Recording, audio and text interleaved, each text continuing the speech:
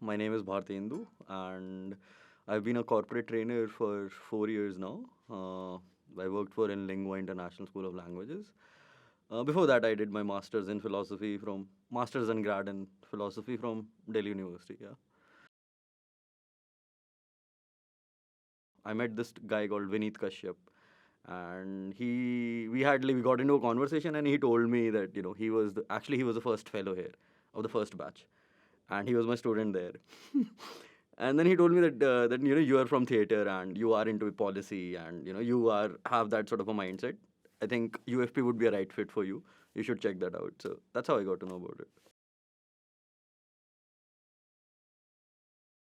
I wouldn't say totally new, but yes, it did give me groundings. Like I come from philosophy, so things are abstract. Things are like in your head. There are metaphysical structures in your head and ideologies which are in your head, and you're trying to sort of make sense of one metaphysical structure with another metaphysical physical structure.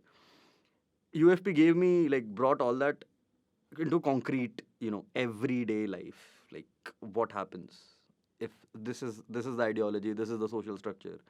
If these things are there, these metaphysical structures, how do they manifest into reality? Honestly, it's been much more than I expected. It's much like enriching in a lot of ways and revealing and gives you that space to realize things about yourself also. Like it's not just that they are pedagogical and they're giving things. No, it's a very experiential space. In my experience, like I think UFP was very accommodating in the sense that they had hybrid things. So both, like whichever ways, however the situation is, they were ready. They anticipated and they were ready to sort of switch and adjust accordingly. Identity class. I come from philosophy, so I we had these structures which were given to us, but that class sort of gave cleared my lens of looking at society. And I think, yeah, the one thing I learned was about how these social structures actually take away and provide or enable agency of people. So yeah, like I mean, I never realized the intensity of that before that class. In 9 months to do all of this, yes, these guys, like they balanced it very well. They were able to execute and multiple things happening, and which is very similar to when you go into work. Like involved into three projects simultaneously, and I felt the same thing here also. For me, I think practica was the best part of it. Like when I got to go into the field and talk to people, and then getting to know people I never knew and sort of find stories there. I mean, yeah, I come from theater. I'm always looking for stories. So I got to talk to these kids, like in Rahmat Nagar, like small kids, and they had their huge network and social hierarchy within them and created by them. So yeah, I mean that was the best part. I mean, that's what exposes you to the practice, like implementation or a lot of people, like for example, myself, I was not never exposed to field work. But it's through practica that you get to realize that, okay, what you get in the field, how empirical based research is, turned into a secondary research and then could be turned into like a larger inquiry or a larger question of research. Oh, definitely. Oh my God, this is the most contemporary thing I've done like in last 3 4 years. Honestly, yeah. Coming from work experience, like usually what happens in my experience, like when you get into one professional sort of a area, you get like sort of funneled into that, and you lose out on a lot of stuff which is happening or how things are evolving in the larger, on a larger scale in larger markets. UFP has got me, pulled me from there and put me right into, what is happening right now. So how this, like, larger forces, how political forces, social forces, economic forces, everything is coming together and sort of interacting with each other in today's time. And reading a newspaper will not give you that. Reading a newspaper will give you a story, man. Like it will not give you how it is happening or why is it happening, for whom is it happening. So yeah, UFP sort of broke down those, multi-layer things for me, and yeah, so got me into present.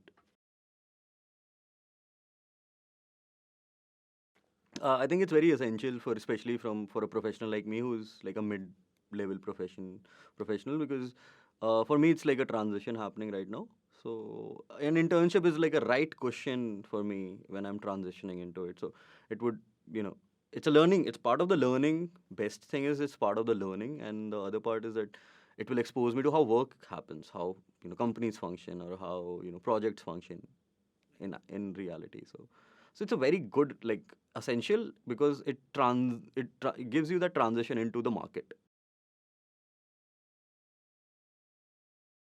Okay, so I did two projects.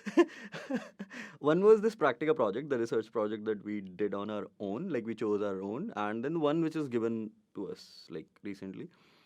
So the one I worked was we worked as a group on was related to cycling. Like cycling was our entry point into the urban, and but through cycling, like we sort of chirped on layer by layer by layer of how, so the socio-economic differences, the cultural differences, the social hierarchies. We cycled through these multi-layered sort of, yeah, the substance of the urban, the multi-layered urban.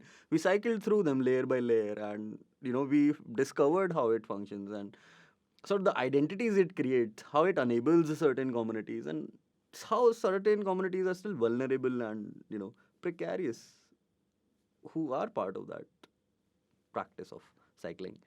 So yeah, like it was beautiful in that sense. Like, and we did it from groundwork. Like, we talked to people, we met so many different communities and all, and then we came back and then we analyzed. We did our secondary research. So there was this whole process which went through that. So yeah, I mean, that was one project, and then the second one I'm currently part of is it's called CME Tech, like Chief Minister's Economic Transformation Advisory Council for Rajasthan government. So the chief minister has selected this council for, and IHS is involved in this project for 3 months. Like by March, even IHS has to give an output, and it's basically concerning the informal economy of Rajasthan and how to sort of increase the threshold for social security and protection for informal workers, and how to raise that, and sort of not exactly, but tending towards or aiming towards universal basic income, like a universal social security net for all the informal workers. So that's the aim, and my part in that is I'm mapping all the informal workers, all the schemes, all the social security protection schemes across India, like pan India. So all the states which are there. So we are taking references from all the other states and their workers, their informal workers, and the tripartite institutions, the welfare funds and organizations they have created, and sort of then suggest a policy note to the Rajasthan government what they can do in their informal workers, the schemes that they can sort of adapt, the schemes that yeah they can induce into their social security net right now. I have never been part of such a diverse cohort, honestly. Yeah, like and it's not just geographical. It's like it's across genders, not just the binary, but across genders, and it's not just geographical. It's not just economic. It's not just social. It's actually diverse academically as well. Like yeah, I've become more conscious about identities. One, I've become more conscious about not just class or caste, but gender, like that is not spoken about so much. But yes, I mean, yeah, like I had an idea, but I was not never that this clear about what they or she or him, these pronouns that we use, and what basically what a cultural value it holds for somebody, or what value in their identity it holds for somebody. So I realized it when I came here, and because we lived together, we worked together, and the perspective that they bring, I could have never had that perspective. You are disturbed slightly because you're not in your comfort zone, or you're not being treated as you always have been, uh, and this makes you recognize that. that what is my position and what somebody else's position is. And that's where you open up equally to everybody, because you yourself are not the hegemonic you know dialect. No, everybody is there, everybody is equal, everybody's opinion, identity, experience matter.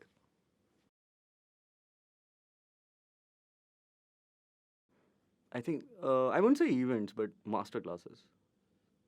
I mean, because those were the moments when actually eminent personalities, they came and they shared their experience, and they were not giving like a lecture, or they were not giving like a speech. No, they were genuinely talking to us as people. So if I have a question about theater and somebody is an activist, like a Dalit activist or a Kisan activist, so, and if I have a question about theater, they would not, you know, put me away that it's not relevant to me or something like that. No, they would answer me as in how they have experienced theater, or how it is relevant to them. So I got to talk to like for example, I think 2 3 days ago we had Aruna Roy with us. So I mean, wow. And got to talk to her about theater, and she was so pumped about theater, and like, yeah, like our whole activism is theater, it's live theater happening there, you should come and see and all. So yes, yeah, so that those life experiences that you hear, I think, yeah, that's one of those things, the master classes, that I learned a lot. Please come. Don't have any expectations, because that will not happen. What will happen. Come, but do come, because it's a great place for learning, and it will definitely expand your horizons.